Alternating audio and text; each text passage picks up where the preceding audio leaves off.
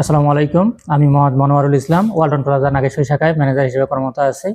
আমার একজন সম্মানিত গ্রাহক কিস্তিতে একটি এলইডি টিভি ক্রয় করেছিলেন, নাম মোহাম্মদ জাকির হোসেন। উনি দুটি কিস্তি দেওয়ার পরেই স্ট্রোক করে মারা যান। ওনার মনোনীত নমিনিকে আমরা 1,00,000 টাকা কিস্তি সুরক্ষা পলিসির আওতায় পাওয়ার কথা, আমরা আজকে সেই টাকাটা তাকে তার নমিনির কাছে হস্তান্তর করলাম। আমার নাম মুসাম্মদ আমেনা বেগম। আমার স্বামীর নাম জাকির হোসেন। আমার বাড়ি হচ্ছে স্কুলের হাট হাসনা।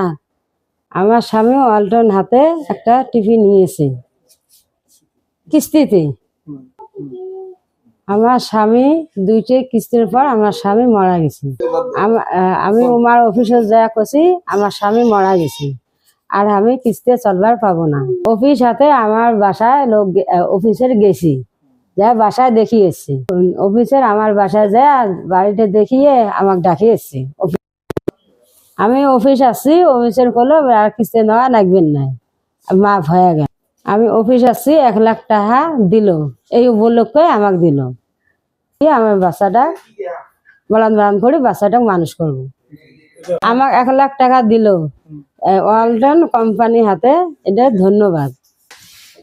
আমার জামাই একটা টিভি নিয়েছিল, এই টিভি দিয়ে দুইটা কিস্তি দেওয়ার পর মারা গেছে। সুমুখ থেকে নিয়েছি, হ্যাঁ ওয়ালটন সুমুখ থেকে নিয়েছি।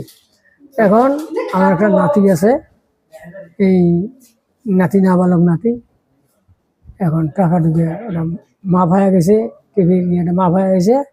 এখন ওখান থেকেই 1,00,000 টাকা আমার দিয়ে দিছে, সহযোগিতা করছি। ওরা